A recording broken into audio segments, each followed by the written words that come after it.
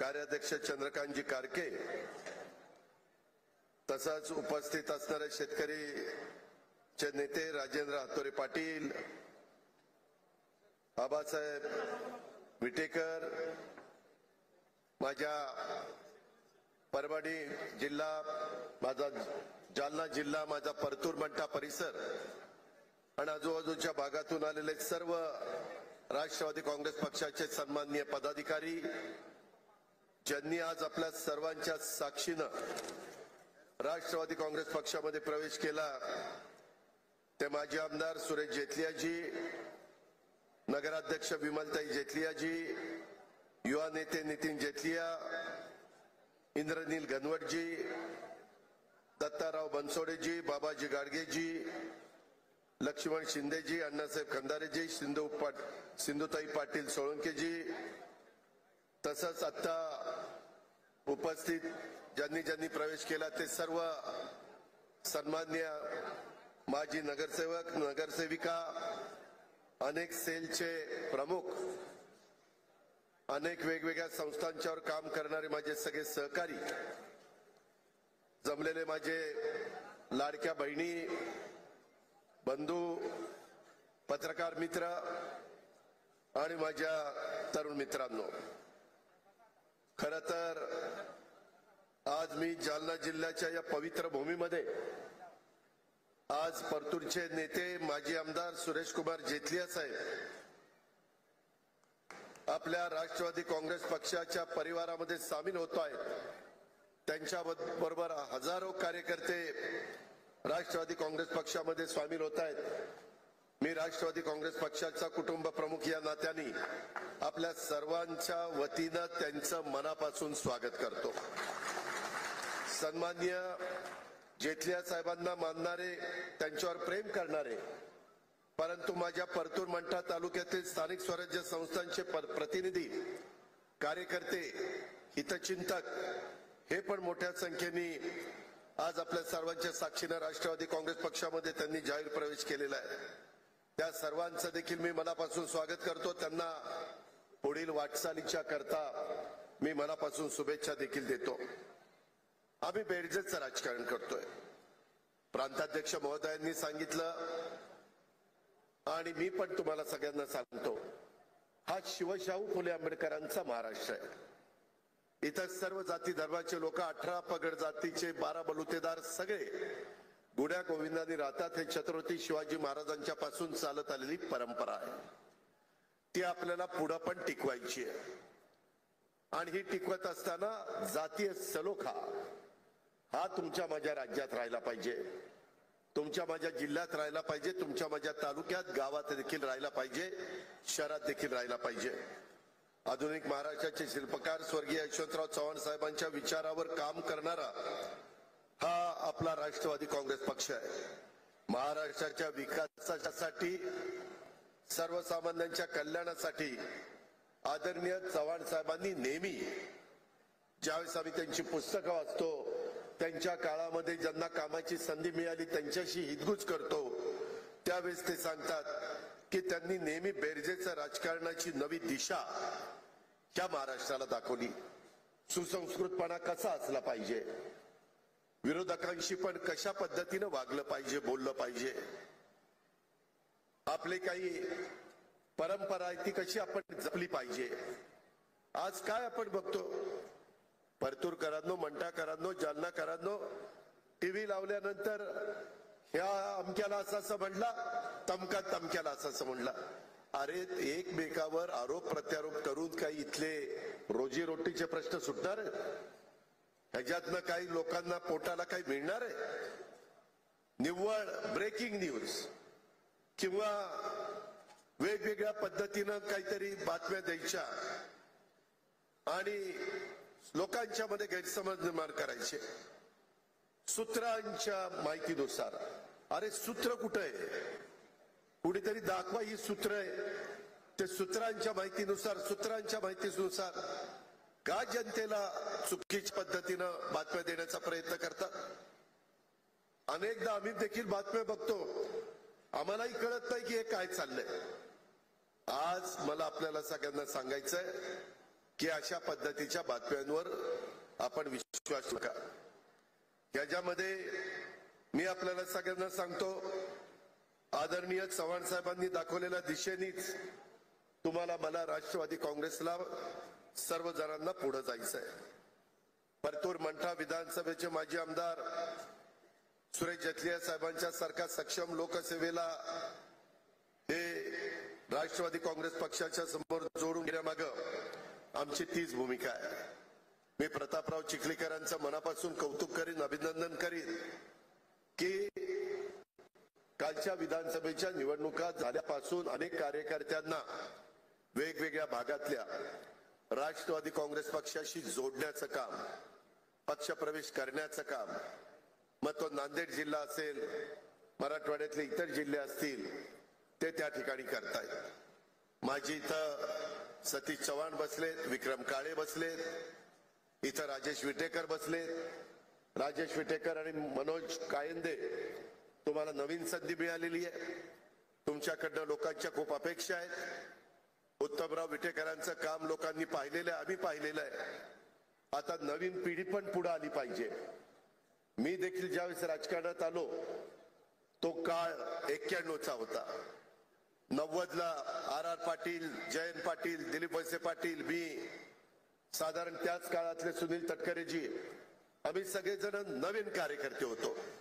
आणि तेव्हापासून महाराष्ट्राच्या जडणघडणीमध्ये पुढे कसं गेलं पाहिजे, मराठवाड्याचे प्रश्न कसे आहेत, विदर्भाचे कसे आहेत, कोकणाचे कसे आहेत, उत्तर महाराष्ट्राचे कसे आहेत, पश्चिम महाराष्ट्राचे कसे आहेत, मुंबई, पुणे, पिंपरी चिंचवड, संभाजीनगर, नाशिक, नागपूर, अमरावती या शहरांचे प्रश्न कसे आहेत, याचा फार बारकाईने आम्ही लोकांनी अभ्यास केलेला आहे। आज आम्ही अधिकारवाढीनं तुमच्या समोर ज्यावेळेस बोलतो त्यावेळेस शेतकऱ्यांच्या प्रश्नाची जाण आम्हाला आहे, कारण मी देखील आजही शेतीवाडी करतो, जरी मी राजकीय जीवनामध्ये असलो तरी। त्याच्यामध्ये गोरगरिबांना काय समस्या आहेत, मधल्या काळामध्ये जसं माझ्या गरीब आया बहिणींना एक काही ना काही मदत व्हावी, त्या सक्षम व्हाव्या, त्यांच्याकरता महिला बचत गट, त्यांच्याकरता वेगवेगळ्या बाबी आपण काढल्या, त्याकरता आपण कार्यक्रम घेत असतो। त्यांनी तयार केलेल्या खाद्यपदार्थ वस्तू त्याला महाराष्ट्राची बाजारपेठ मिळावी, त्या जिल्ह्याची बाजारपेठ मिळावी म्हणून आपण प्रयत्न करतो। महिला बाल विकास हे खातं आमच्या मुलगी आदिती तटकरेकडे आहे, तिनं त्याच्यामध्ये लक्ष घातलेलं आहे। त्याच्यातून लाडकी बहीण योजना आणली, किती आमच्यावर टीका केली। आज देखील हेच मीडियावाले सांगतात ही योजना बंद होणार, ती योजना बंद होणार। अरे ते राज्य सरकार ठरवेल ना, तुम्हाला कोणी अधिकार दिलाय? त्याच्यामध्ये मी अर्थसंकल्प मार्चच्या दुसऱ्या आठवड्यामध्ये सादर करणार आहे ना, त्यावेळेस राज्याचा आर्थिक शिस्त, आर्थिक घडी बसवण्याच्या दृष्टिकोनातून आम्ही पावलं उचलतोय। आज माझ्या लाडक्या बहिणी इथं बसल्यात, मला या सभेच्या निमित्तानं सांगायचंय, कालच मी इथं परतूर मंठाला येत असताना 3500 कोटी रुपयाच्या चेकवर सही केली। 8 दिवसात माझ्या बहिणींना पैसे मिळणार आहेत, फेब्रुवारीचे पैसे मिळणार आहेत। आम्ही शब्दाचे पक्के आहोत, दिलेला शब्द पाळणारी लोक आहोत, परंतु दिलेल्या योजनांचा फायदा पण तुम्ही नीट उचलला पाहिजे। 1 रुपयामध्ये पीक विम्याची योजना आणली, काढली, माझ्या शेतकऱ्याला ती परवडावी, परंतु त्याच्यामध्ये किती चुकीचे प्रकार केले। काहींनी गायरानं स्वतःची दाखवली, देवस्थानच्या जमिनी स्वतःच्या दाखवल्या, पिकं दाखवली। अरे असलं जर तुम्ही चुका करायला लागला तर ते पाप कुठे फेडाल, वर गेला तरी परमेश्वर तुम्हाला माफ करणार नाही। तुम्ही नियमाने वागा ना, तुमचा अधिकार आहे। तुमच्यावर अन्याय झाला, जरूर तो अन्यायाला त्या ठिकाणी वाचा फोडण्याचं काम, दाद मागण्याचं काम तुम्ही करा।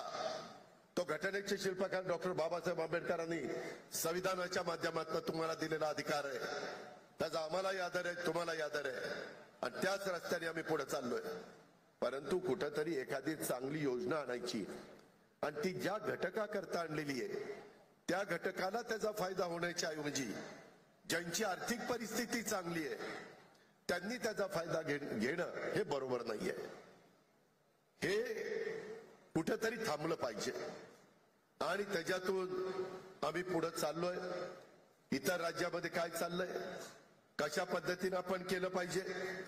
आज इथं सन्माननीय जेटली साहेबांनी राष्ट्रवादी काँग्रेस पक्षामध्ये ते आणि त्यांचे असंख्य कार्यकर्ते सामील झाल्यामुळं निश्चितपणे मंठा परतूर विधानसभा मतदारसंघात राष्ट्रवादी काँग्रेस पक्षाची ताकद वाढणार आहे.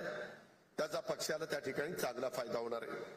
पण मी हेही तुम्हाला सगळ्यांना सांगतो, प्रांताध्यक्ष आणि या सगळ्या नेते मंडळींच्या साक्षीने सांगतो, सन्माननीय जेटली साहेबांच्या सोबत राष्ट्रवादी काँग्रेस पक्षामध्ये प्रवेश केलेल्या सर्वांना, प्रत्येक पदाधिकारी कार्यकर्त्यांना योग्य तो मान हा पक्षामध्ये राखला जाईल.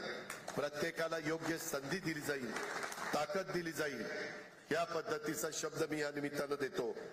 परंतु त्याचबरोबर परतूर विधानसभा मतदारसंघात, मंठा विधानसभा मतदारसंघात गेल्या अनेक वर्षापासून राष्ट्रवादी काँग्रेस पक्षामध्ये प्रामाणिकपणे काम करणारे धडाडीचे पदाधिकारी कार्यकर्ते, त्या सर्व जुन्या कार्यकर्त्यांचा पण योग्य सन्मान पक्षात राखला जाईल.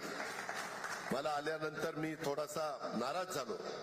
मी राजेश विटेकरला सांगितलेलं होतं की तू खासदार म्हणून इथं उभा होता, तुला कार्यकर्ते माहिती आहे आणि त्याच्यामुळं जे जुने कार्यकर्ते आहेत, जे पदाधिकारी आहेत, जे सहकारी आहेत, त्यांना सगळ्यांना स्टेजवर खुर्च्या टाकून त्या ठिकाणी बसवा. परंतु काहींना थोडं थांबावं लागलं, त्यांना नाराज व्हावं लागलं, त्यांना थोडंसं ते कमीपणाचं वाटलं. पण त्या कार्यकर्त्यांना मी विश्वास देऊ इच्छितो की ही चूक आता झालेली आहे, पुन्हा ही चूक घडणार नाही. इतर पण ठिकाणी पक्ष प्रवेशाच्या निमित्तानं तशा प्रकारची चूक घडून देणार नाही. त्या जुन्या कार्यकर्त्यांचा पण योग्य सन्मान पक्षामध्ये राखला जाईल. त्यामुळं नव्या जुन्या कार्यकर्त्यांचा पक्षवाढीच्या करता एक दिलानी काम करण्याचं आव्हान मी या पक्ष प्रवेशाच्या निमित्तानं करतोय.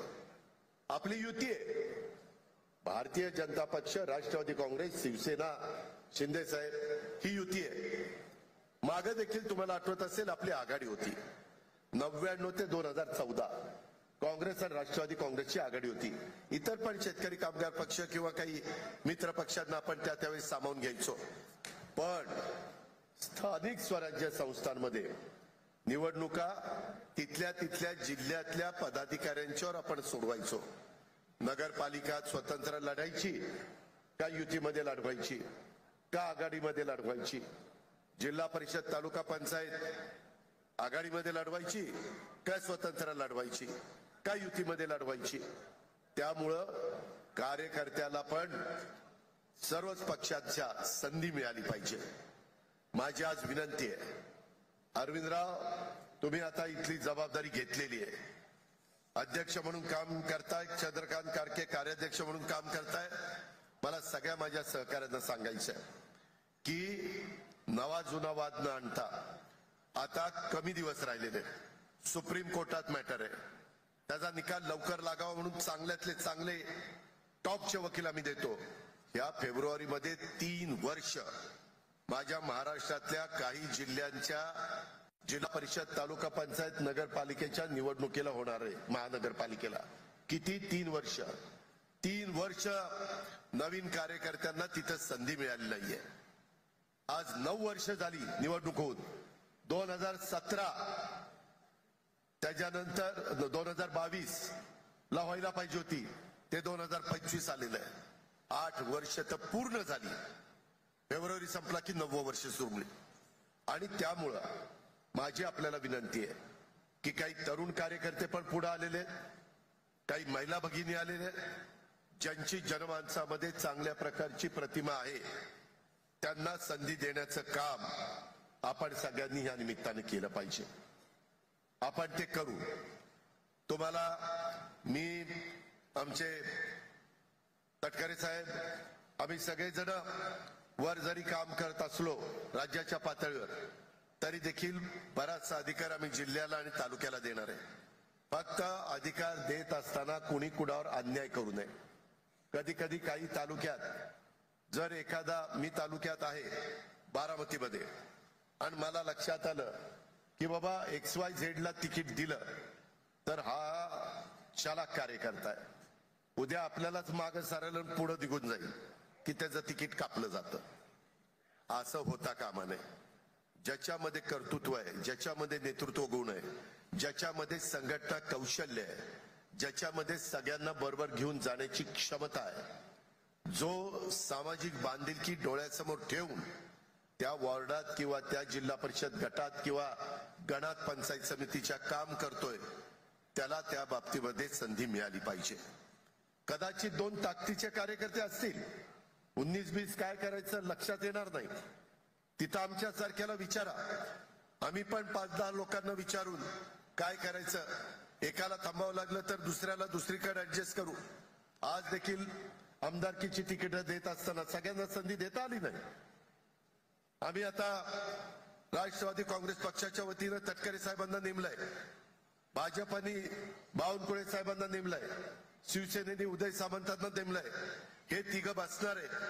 आम्ही त्यांना सांगितलेलं आहे लवकर बसा, महामंडळाचे अध्यक्षपद सदस्यपद कुठल्या पक्षाने घ्यायची ते ठरवा, म्हणजे कार्यकर्त्याला पण तिथं कामाची संधी मिळते. आता जिल्हाधिकाऱ्यांना पण विशेष जिल्हाधिकारी दे, जिल्ह्याच्या पालकमंत्र्यांना जिल्हा कार्यकारी अधिकारी हा नेमण्याच्या विशेष अधिकारी पद नेमण्याच्या करता मुभा दिलेली आहे. तिथंही कार्यकर्त्यांना संधी मिळणार आहे. या प्रकारे आपल्याला पुढे जायचं आहे. मित्रांनो, आपला महाराष्ट्र हा साधू संतांचा महाराष्ट्र आहे. माझी मराठवाड्याची भूमी तर साधू संतांची भूमी म्हणून ओळखली जाते. आणि त्यामुळं महापुरुष आपल्या इथं होऊन गेलेत अनेक. आपण शिवशाहू फुले आंबेडकरांचं नाव घेत असतो. पुण्यश्लोक अहिल्यादेवी होळकर असतील, सावित्रीबाई फुले असतील, राजमाता जिजाऊ असतील, रमाई माता असतील, मौलाना आझाद असतील, अनेकांची नावं आपण त्या ठिकाणी घेत असतो. आपले अण्णाभाऊ साठे असतील, किती लोक मान्यवरांची नावं घेऊ. तशा पद्धतीनं संत सेवालाल महाराज हे देखील अतिशय एक महत्वाची आदरणीय व्यक्ती. त्यांचंही स्थान मोठं. त्यांची आज जयंती आहे. मी त्यांना संत सेवालाल महाराजांच्या जयंतीच्या निमित्तानं त्यांना विनम्र अशा प्रकारचं अभिवादन करतो. ही आपली मराठी संस्कृती आहे, ही आपली परंपरा आहे. हे आपल्या वर्षानुवर्ष सगळ्यांनी आपल्याला शिकवत आलेलं आहे. आपल्याला पुढेही पुढच्या पिढीला शिकवायचंय. ही गोष्ट देखील आपण विसरून जाता कामा नये. मगाशी बोलत असताना सन्माननीय जेतलिया साहेबांनी हे केवळ राजकारणी नाहीये तर लोकहितासाठी झटणारा एक लोकसेवक आहे. त्यांच्याबरोबर मला काम करण्याची संधी मिळाली. वैजनाथ आकासाहेब माजी आमदार, त्यांच्याबरोबर पण मला काम करण्याची संधी मिळाली. बबनराव लोणीकर यांच्या बरोबर मी काम करतो. मी 8व्यांदा बारामती विधानसभा मतदारसंघातून निवडून आलो, 8व्यांदा. आणि अलीकडे तर सातत्याने लाखाच्या पुढे मी निवडून येतोय. एवढी जनता त्या बाबतीमध्ये पाठिंबा देते. इतरांनी पण आत्मपरीक्षण करावं की असं का घडतं. तिथं आम्ही काम करतोय. आताच जेटलियांचे चिरंजीव नितीन जेटलिया सांगत होते की त्यांचेही वडील लवकर उठतात, लवकर कामाला सुरुवात करतात, शहर स्वच्छ आहे का नाही बघतात. आज आपण इथं बसलोय, हा 6 एकराचा परिसर हा जेटलियांच्या स्वतःच्या मालकीचा, परतूर शहरातला. आज याची किंमत काढली तर काही करोड रुपये किंमत होईल. अरे आपण आपल्या सख्या भावाला 6 गुंठे जागा द्यायला भांडणं करतोय, मारामाऱ्या करतोय, कुऱ्हाडी घेऊन त्या ठिकाणी मागे पुढे बघत नाही, बांध एकमेकाचे रेटतायत. आज मनाचा दिलदारपणा मोठापणा असल्याशिवाय एवढी मोक्याची जागा क्रीडांगणाकरता नगरपालिकेला द्यायची हे येड्या गाबाळ्याचं काम नाही. त्याला दिलदारपणे मन असावं लागतं, मनाचा दिलदार नेता असावा लागतो. तो जेटली यांच्या रूपाने आपल्याला पाहायला मिळालेला आहे. विधानसभेमध्ये देखील माझ्या परतूर मंठा इथल्या जनतेच्या प्रश्नासाठी सातत्याने संघर्ष त्यांनी केला. त्यांची समाजसेवेची बांधिलकी, लोकांशी असलेली नाळ आणि त्यांची प्रामाणिक कार्यपद्धती ही राष्ट्रवादी काँग्रेस पक्षाला नक्कीच बळकटी येण्याच्या करता मदत होणार आहे. सामान्य लोकांच्या मध्ये असणारा या बांधिलकीच्या जोरावर नुकत्याच झालेल्या विधानसभेच्या निवडणुकीमध्ये अपक्ष उभं राहून 56,000 मतं घ्यायची हे काही साधी गोष्ट नाहीये. माग 3 दशकापासून जवळपास परतूर नगर परिषदेचं एक हाती वर्चस्व 91 ते 2004 13 वर्ष ते ह्या शहराचे नगराध्यक्ष म्हणून त्यांनी काम केलं. आता विमलताई त्या ठिकाणी काम करतात. या पद्धतीनं आज या नेत्याची सामान्य लोकांशी घट्ट नाळ असल्याशिवाय कोणत्याही नगर परिषदेवर एखाद्या नेत्याची 30-30 वर्ष एक हाती सत्ता राखणं ही सोपी साधी गोष्ट नाहीये. हे कोणत्या येरा गबाळ्याचं काम नाहीये. हे पण आपण बघा.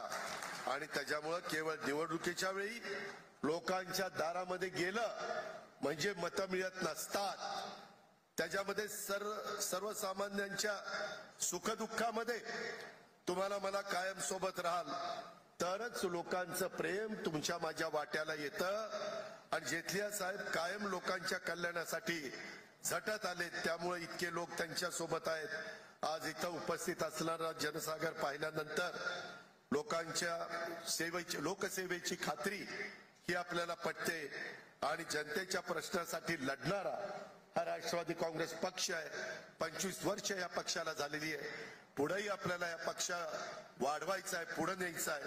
स्थानिक स्वराज्य संस्थांमध्ये देखील मी इथं बसणाऱ्या मराठवाड्यातल्या सगळ्या 4-5 आमदारांना सांगेन, माझ्या विदर्भच्या आमदारांना सांगेन, तुम्ही पण वेगवेगळ्या सहकाऱ्यांशी बोला.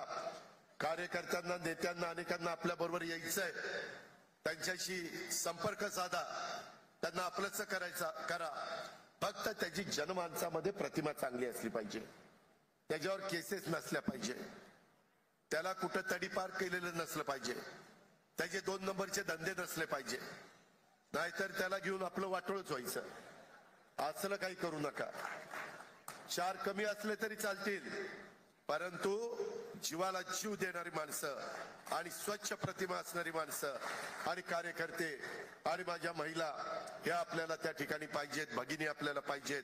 आपल्या लाडक्या बहिणी आपल्याला पाहिजेत. खोट्या नाट्या नरेटिव्हमुळे लोकांच्या लोकसभेच्या निवडणुकीमध्ये आपल्याला अपेक्षित अशा प्रकारचे यश मिळालं नाही. तटकरे साहेब एकटे निवडून आले म्हणून काहीतरी आपली लाज राहिली, परंतु आपण खचलो नाही. मी नेहमी महाराष्ट्रात मध्ये लोकांना सांगत असतो, तुम्हालाही सांगतो, यश आलं म्हणून हुरळून जाऊ नका आणि अपयश आलं म्हणून खचून जाऊ नका. त्यामध्ये अपयश आम्हाला आलं, आम्ही पुन्हा बसलो, पुन्हा एकत्र चर्चा केली. जनसन्मान यात्रेच्या निमित्तानं महाराष्ट्रातले अनेक मतदारसंघ ढवळून काढले आणि जनतेचा विश्वास संपादन करण्याचा प्रयत्न केला. जनता जनार्दन हे सर्वस्व आहे. हे आता कोण म्हणतं ना ईव्हीएम मशीनने असं केलं तसं केलं, काय केलं नाही. आता दिल्लीला जे तिथं केजरीवाल पडले ते काय ईव्हीएम मध्ये पडले? काही चुका केल्या, 10 वर्ष लोकांनी संधी दिली आणि त्याच्यामुळे लोकांनी त्यांना पाडलं. पडल्यानंतर आम्ही कबूल केलं ना, आम्ही लोकसभेला कमी पडलो. मला लोकसभेला माझ्या विधानसभा मतदारसंघामध्ये 48,000 मतं कमी पडली. माझ्या पत्नीला रडत बसलो नाही, पुन्हा लोकांच्या दारात गेलो आणि त्याच लोकांनी 1 लाखापेक्षा जास्त मतांनी मला निवडून दिलं. मी तसंच म्हणलो असतो, अला माझी बायको पडली 48,000, कस काय माझं व्हायचं, कस काय माझं व्हायचं, कस काय माझं व्हायचं. मग चला देवदेव करूया, इकडं नारळ फोडूया, तिकडं नारळ फोडूया, इकडं काय करूया, तिकडं काय करूया. असं नाही. देव देखील आहे, श्रद्धा आहे. राजेश आत्ताच जाऊन केस कापून आलाय तिरुपतीला, विटेकर. पण नुसतंच देवदेव केला तर निवडून येणार आहे का? नाही. श्रद्धाही ठेवा आणि लोकांचे प्रश्न सोडवा. जोड असली पाहिजे. तशा पद्धतीनं कार्यकर्त्यांनो मी आपल्याला सगळ्यांना सांगेन की आपण आउटघटकेचं राजकारण करण्याच्या करता आलेलो नाहीये. आपण लॉंग टर्मचं राजकारण करायला आलेलो आहे. आज सोयाबीन जानेवारीमध्ये डिसेंबरला थांबणार होतं खरेदी, ती आम्ही आता जानेवारी एंड पर्यंत वाढवली. अजून वाढवा म्हणून लोक सांगतायत. मगाशी बोलत असताना आपल्या इथं दुधना प्रकल्प आहे, त्या प्रकल्पाच्या मुळे काही प्रमाणामध्ये आपलं क्षेत्र ओलिताखाली आलंय. आपल्या जालना जिल्ह्यामध्ये प्रचंड ऊस आहे. आता मी शिवाजीराव जाधवांच्या कारखान्यावर उतरलेलो होतं, कारण तिथं हेलिपॅड होतं. आणि तिथं मला कार्यकर्ते भेटले, ते म्हणत होते दादा पुढच्या वर्षी तर खूप ऊस आहे, कारखान्याची कॅपॅसिटी वाढवा. शिवाजीराव जाधवांनी आता तुमचा पूर्वीचा बागेश्वरी तो 5,000 चालला, मी आजच तासभर तिथं घालवला. आता त्यांनी मुक्ताईनगरचा कारखाना इथं आणतायत, तो साधारण 4,500 ते चालवतायत पुढच्या वर्षी, कारण तिकडे ऊसच नाही. काही ठिकाणी ऊस नाही आणि कारखाने काढलेत, मग त्याच्यामध्ये काय कुसळ घालता का? यायला येण्याचा बाजार आहे. त्याच्यामध्ये ऊस असेल तिथं कारखाने काढा ना आणि चांगले चालवा ना. आज इथं तुमचा इथं एवढा ऊस आहे, आज कारखाने आहेत, अजून काही कॅपॅसिटी वाढवायला आपण परवानगी देतोय. डिस्लरी ज्यांना काढायची माझ्याकडेच एक्साइज खात आहे, मला ते आत्ताच सांगत होते की दादा आमचं प्रकरण बरेच दिवस पडलं होतं, कुणी मंजूरच केलं नाही. मी आल्या सगळ्यांची प्रकरण मंजूर करून टाकली, कारण उद्या डिस्लरी झाली की ज्यूस टू इथेनॉल होणार आहे. इथेनॉल झालं तर माझ्या शेतकऱ्याला का भाव मिळणार आहे, त्याच्या कष्टाचं चीज होणार आहे. इथेनॉलचे दर आम्ही अमित शाह साहेबांच्याकडनं वाढून घेतलेले, हे करावं लागणार आहे. आता AI अशी नवीन कन्सेप्ट शेतीच्या करता आम्ही आणतोय. तुम्हाला आश्चर्य वाटेल, तुम्हाला आता मगाशी मला बोलत असताना आमच्या जेठलिया साहेबांनी सांगितलं इथल्या MIDC ला चालना दिली पाहिजे, पूर्णा नदीवर बॅरेज केले पाहिजे. आमच्या प्रांताध्यक्षांनी सांगितलं नाथसागर पासून बाबळी बॅरेज पर्यंत. अहो बाबळी बॅरेज मध्ये तर तो बंधारा करायला बंदी होती कोर्टाची, तरी देखील आम्ही धाडस दाखवलं, तो बंधारा केला आणि सुप्रीम कोर्टाची परवानगी आणली. संपूर्ण गोदामाय गोदाकाठ हा सगळा दोन्हीकडे बागायती झालाय की नाही? आपण जरा लांब आहोत. आपल्याला जसं गोदावरीला आम्ही बॅरेज केले, माझ्यावर टीका झाली, माझ्यावर आरोप झाले, कुणी आरोप केले तुम्हालाही माहितीये, पण मी डगमगलो नाही, कारण आपण स्वच्छ विचाराचे होतो. शिंतोडे उडतात, परंतु आपण स्वच्छ प्रतिमेचं राहिलं पाहिजे. त्यामध्ये जसं गोदावरी नदीवर बॅरेज केले म्हणून माझा गोदाकाठ आज हिरवागार, तिकडही ऊसाचं क्षेत्र, इकडं ऊसाचं क्षेत्र, वेगवेगळ्या प्रकारच्या बागा हे आपल्याला बघायला मिळतात. तशा पद्धतीनं स्वर्गीय वैजनाथ आकात साहेबांनी तो कारखाना काढला, दुर्दैवाने नाही चालला. तुम्हाला किती लोकांना माहितीये मला माहित नाही. 98 ला मी राज्य सहकारी बँकेचा चेअरमन असताना दिलीपराव देशमुख व्हाईस चेअरमन होते. मी सकाळी 7 ला 98 साली त्या कारखान्यावर आलो होतो. काय केल्यानंतर हा कारखाना नीटपणे चालेल, परंतु दुर्दैवाने काही आतमध्ये चुका झाल्या होत्या. शेवटी सिक्युरिटायझेशन ऍक्ट खाली तो कारखाना विकला गेला, शिवाजी जाधवांनी घेतला, लातूरचेच ते आहेत आणि आता तो कारखाना चांगला त्या चालतोय. तुमचा ऊस जातोय, भाव तुम्ही देताय, ते भाव तुम्हाला देतायत. तशा पद्धतीनं गोदावरीला जसे आम्ही बॅरेज केले, सिंदफणा नदीवर बॅरेज केले, मांजरा नदीवर बॅरेज केले, आता पूर्णा नदीवर बॅरेज करण्याच्या करताची मागणी आलेली आहे. त्याच्यामध्ये त्या नेत्याच्या अंगात पाणी असावं लागतं, तेव्हा तो तुमच्या शिवारात पाणी आणून देतो. त्याच्यामुळं पूर्णा नदीच्या कामामध्ये पण मी लक्ष घालीन. मी अर्थमंत्री आहे, मी जलसंपदा खात्याच्या इकडं आता 2 मंत्री आहेत, एक राधाकृष्ण विखे पाटील, तुमच्याकडे Godavari Krishna Marathwada GMIDC Godavari Marathwada irrigation development corporation आणि MKVDC ह्याचे आमचे विखे पाटील साहेब आहेत, आणि KIDC VIDC TIDC Tapi Vidarbha आणि कोकण ह्याचे आपले गिरीश महाजन साहेब आहेत. मी इथलं त्यांच्याशी बोलीन, विखे पाटलांशी आपण मार्ग काढू, त्याच्यामध्ये प्रश्न सुटले पाहिजेत. मध्ये मुख्यमंत्र्यांनी पण सांगितलेलं आहे की आम्ही इकडचा दुष्काळ हटवण्याच्या करता प्रयत्न करतोय. आपला जो नाथसागरचा कॅनॉल आहे त्याला लाईनिंग करायचंय, त्याच्यात झाडं बिडं फार घाण झालेली आहे. आपलं त्या ठिकाणी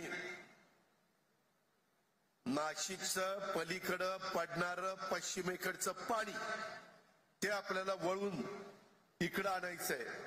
मराठवाड्यातली धरणं, तुमचं नाथसागर जायकवाडी असेल, तुमचं दुधना असेल, येलदरी असेल, सिद्धेश्वर असेल, मांजरा असेल, तुमचं माजलगाव असेल, अनेक धरणांची नावं घेता येतील. ह्या धरणांमध्ये पाणी कमी पडतंय. आमचं तिथलं निळवंडे भरतंय, मुळेला कधी कधी अडचण येते, पण वाद होतो माझ्या नगर जिल्हा आणि खालचा मराठवाडा जिल्हा. त्याच्याकरता इकडची जी काही भांडी आहे, ही धरणं म्हणजे मोठीच्या मोठी भांडी आहे, ती भांडी भरण्याच्या करता तिकडं पश्चिमेकडे पडणारं पाणी समुद्राला जातं, ते इकडं वळवतोय. काही ठिकाणी वळवलंय. नाशिक जिल्ह्यामध्ये येवला मतदारसंघात आमच्या भुजबळ साहेबांच्या तिथं ते पाणी आलंय. अजूनही आपण ते पाणी वळवतोय, जेणेकरून आपल्या इथं यंदा नाथसागरला पाणी बरं आहे, परंतु दरवर्षी धरणं भरली पाहिजे. कधी कधी प्यायला पाणी नसतं आपल्याला. एक काळ मला आठवतोय, लातूरला रेल्वेच्या वॅगननी आम्ही पाणी, टँकरनी पाणी आणलं, रेल्वेनी. ही अवस्था कधी कधी आपली निर्माण झालेली आहे. आणि म्हणून ह्याच्यातनं बरंच काही शिकायचं असतं. त्या पद्धतीनं आपण ते करूया. तुम्ही काही काळजी करू नका. राष्ट्रवादी काँग्रेस पक्षाची नवी तरुण पिढी आपलं करण्याची प्रयत्न करा. युवती आपल्या बरोबर कशा येतील हा प्रयत्न करा. जुने अनुभवी माणसं जे सर्व धर्म समभाव अशा विचाराचे आहेत, त्यांना म्हणावं की तुम्ही आमच्या बरोबर त्या ठिकाणी या. या पद्धतीनं आपण पुढे जाऊया. भारतीय जनता पक्ष वरिष्ठ पातळीवर आमचं देवेंद्रजींचं, तटकरेंचं, आमच्या बावनकुळेंचं, एकनाथराव शिंदे साहेबांचं ठरेल स्थानिक स्वराज्य संस्थांमध्ये काम करायचं. पण प्रत्येकाला जसं काँग्रेसच्या बरोबर आघाडी असताना काँग्रेसला काँग्रेसचा पक्ष वाढवण्याचा अधिकार होता, राष्ट्रवादीला राष्ट्रवादी वाढवण्याचा अधिकार होता, तसा आताही तिन्ही पक्षांना त्यांचा त्यांचा पक्ष वाढवण्याचा अधिकार आहे. आज युतीमध्ये आम्ही काम करतोय. सरकारमध्ये कुठेही मतभेद होणार नाही. राज्याचं हित ज्याच्यामध्ये असेल, राज्याच्या जनतेचं भलं ज्या प्रश्नांमध्ये असेल, ते प्रश्न आम्ही अग्रक्रमाने त्या ठिकाणी सोडू. केंद्र सरकार आपल्या विचाराचं आहे. केंद्रामधनं निधी आणू. यंदा 1.25 ते 1.5 लाख कोटी रुपये केंद्राने बिनव्याजी 50 वर्षाच्या परतफेडीनं देशाकरता ठेवलेले. त्याच्यातला जास्तीत जास्त पैसा बिनव्याजी कसा आपल्याला आणता येईल याकरता देवेंद्रजी, एकनाथराव, मी प्रयत्न करतोय. त्याच्यातून कसा मनरेगाचा जास्तीचा पैसा आणता येईल, वेगवेगळ्या केंद्राच्या योजनेचा जास्तीत जास्त निधी हा माझ्या राज्याला चांद्यापासून बांध्यापर्यंत कसा आणता येईल, आणि मग त्याला आपल्या राज्य सरकारची जोड. अशा पद्धतीनं विकास होत असतो. कामं दर्जेदार झाली पाहिजेत. परवा मी कुठल्या कामाला जालन्यामध्ये आलो होतो, अरविंदरावांना आठवत असेल. सकाळीच न सांगता लवकर उठून कलेक्टर ऑफिसला गेलो. अरे अरे अरे काय ती कलेक्टर ऑफिस. सर्किट हाऊसला तर मला सांगितलं इकडे थांबूच नका. त्या कुणाच्या गेस्ट हाऊसला होतो मी, मैकोच्या गेस्ट हाऊसला. मी म्हणलं का रे इथं मला उतरवलं. म्हणले दादा तिथं एवढे मोठे डास आहेत, इतकी घाण आहे, इतकी घाण आहे. अरे म्हणलं साफ करायला काय आम्ही यायचं का झाडू पटकन घेऊन. इथल्या नेतृत्वाला लक्ष द्यायला नको. आम्ही बारकाईने लक्ष देतो, आम्ही निधी देऊ. मी त्याच दिवशी कलेक्टरला काय झापायचं ते झापलंय. मी चीफ इंजिनियरला सांगितलं दुसऱ्या दिवशी जाऊन बघ काय ते. तुम्ही पैसे घेता, तुम्हाला 7वा आता पुढे 8वा वेतन आयोग आम्ही देणार आहे. तुम्हाला माहिती आहे जनतेहो, 7 लाख कोटीचं तुमचं मागचं बजेट होतं. 3.5 लाख कोटी रुपये पगारावर, पेन्शनवर आपण खर्च करतो. किती? 3.5 लाख कोटी. मग ज्यांची जबाबदारी आहे त्यांनी जबाबदारी पार पाडायला नको. बाकीच्या ठिकाणी जाऊन बघा कशा इमारती उभ्या राहतात. आता पण मला एअरपोर्टला विमानतळावर उतरल्यानंतर मी हेलिकॉप्टर मध्ये येत असताना, बसत असताना तिथं अधिकारी आले. घाटी हॉस्पिटलच्या बद्दल सांगत होते की दादा 500 ते 800 कोटी रुपये द्यावे लागतील, महत्वाचं हॉस्पिटल आहे. मी त्यांना प्रस्ताव पाठवायला सांगितलाय. मला माहितीये की एका वर्षात एवढे पैसे लागणार नाही, परंतु माझ्या संभाजीनगर, छत्रपती संभाजीनगर आणि मराठवाड्यातल्या लोकांचं एक महत्वाचं गोरगरिबांना उपचार करणारं ते घाटी हॉस्पिटल आहे. ते स्वच्छ केलं पाहिजे, चांगलं केलं पाहिजे, सुविधा दिल्या पाहिजे, बेड वाढवले पाहिजे.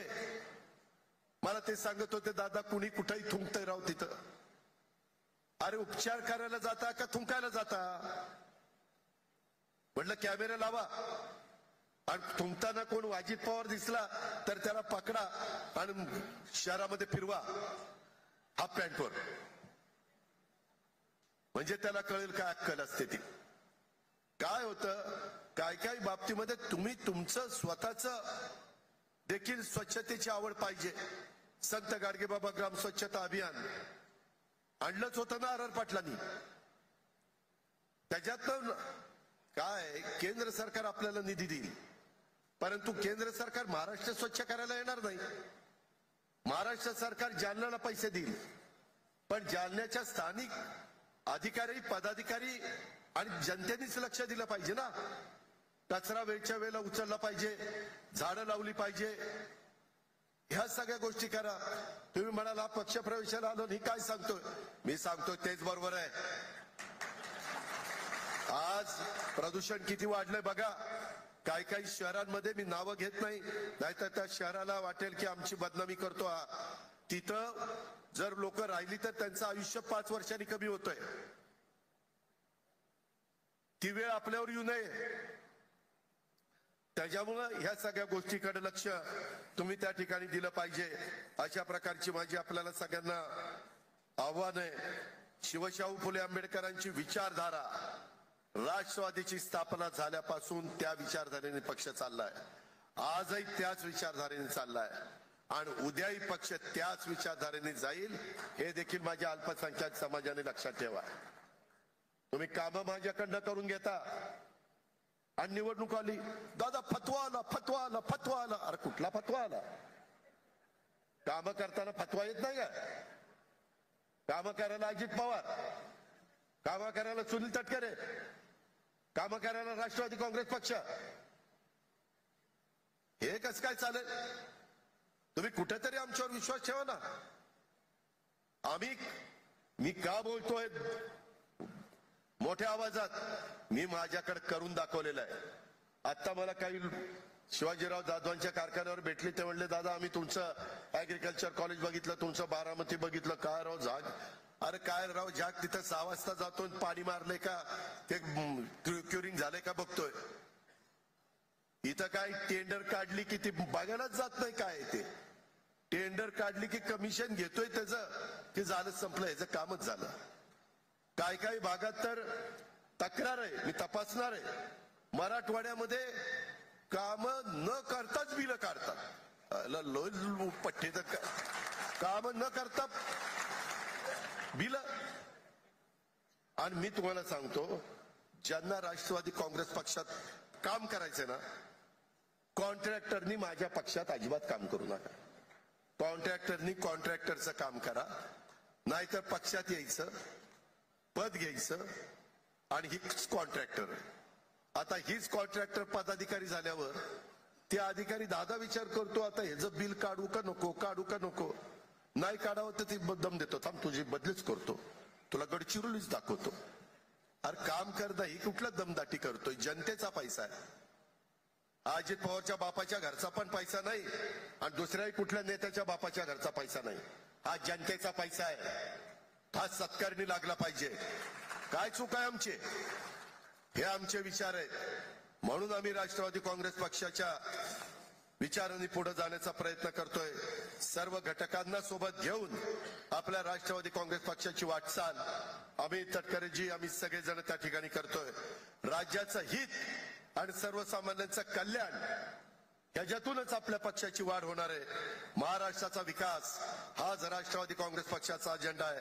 संघर्ष करणं, संकटाशी लढणं हा राष्ट्रवादी काँग्रेस पक्षाचा धर्म आहे. नव्या दमाच्या कार्यकर्त्यांना कामाची संधी देणं हेही आमचं काम आहे. आणि त्याच्यातूनच उद्याच्याला स्थानिक स्वराज्य संस्थांच्या निवडणुका तोंडावर आलेल्या आहेत. नेटाने काम करा, लोकांच्या मध्ये जा, लोक तुम्हाला प्रतिसाद देतील. तुमचे विचार लोकांच्या पर्यंत पोहोचवा, वरवर नुसतं जाऊ नका. ह्या करता मी तुमच्याकडे आलेलो आहे. जनाधार तुम्हाला मिळाल्याशिवाय राहणार नाही. आपल्या राष्ट्रवादी काँग्रेस पक्षाचा जो काही विचार आहे तो घराघरामध्ये पोहोचवण्याचं काम आपण सगळ्यांनी केलं पाहिजे. आज सुरेश जेटली यांच्या प्रवेशामुळं राष्ट्रवादी काँग्रेस पक्षाला परतूरसह संपूर्ण जालना जिल्ह्यात एक नवी ऊर्जावान चेहरा हा त्या ठिकाणी मिळालेला आहे. त्यांचा अनुभव, त्यांचा जनसंपर्क, त्यांची क्षमता आणि लोकसभेच्या वेळी तळमळ या पक्षाच्या पुढील वाटचालीला पण मोलाची ठरेल. त्यांच्या आपल्या बोलत असताना त्यांनी सांगितलं की दादा, परतूरला मला वाटतं माग पण विजय भांबळेला उभं केलं असताना नितीन सांगत होता की इथं लीड होता. याही वेळेस राजेश तुला लीड होता, तुझ्या ह्याच्यात होता का, तुझ्या मतदारसंघात होता ना? ठीक आहे, त्याच्या मतदारसंघात नसता तर आता घेतलाच असता त्याला. हा ना, स्वतःच्या घरात काय जळतं ते पहिलं बघितलं पाहिजे ना, तर दुसऱ्याचं घर तुम्ही शाबूत ठेवू शकता. आमच्यातले काही काही पुढारी असे आहेत की त्यांच्या घरातलीच लोक त्यांच्या बरोबर नाही आणि बाकीच्यांना उपदेश करायला सांगतात. मी तर रेटून बोलायचो, पण मी आता दबकत बोलतोय, कारण माझा भाऊ पण माझ्या बरोबर नाही. ठीक आहे, काम चांगलं करा, ती भर आपण दुसरीकडनं त्या ठिकाणी भरून काढू. येत्या काळात आपण सर्वांनी एकत्र येऊन राष्ट्रवादी काँग्रेस पक्षाचा हा विचार हा घराघरामध्ये पोहोचवायचा आहे. पक्ष बळकट करण्यासाठी एकजुटीने आपल्याला सगळ्यांना काम करायचंय. महिलांच्या बद्दल पण कुठल्याही प्रकारे राष्ट्रवादी काँग्रेस पक्षाच्या कार्यकर्त्याच्या बद्दल तक्रार येता कामा नये. महिलांच्याकडे बघताना मुलीच्या नात्याने किंवा बहिणीच्या नात्यानेच बघितलं गेलं पाहिजे. कुठेही वेडेवाकडे काही कानावर आलं तर मग माझ्याशी गाठ आहे, त्याला मोकोकच लावीन, सोडायचो नाही. आणि सांगायला आलं ना दादा वाचवा,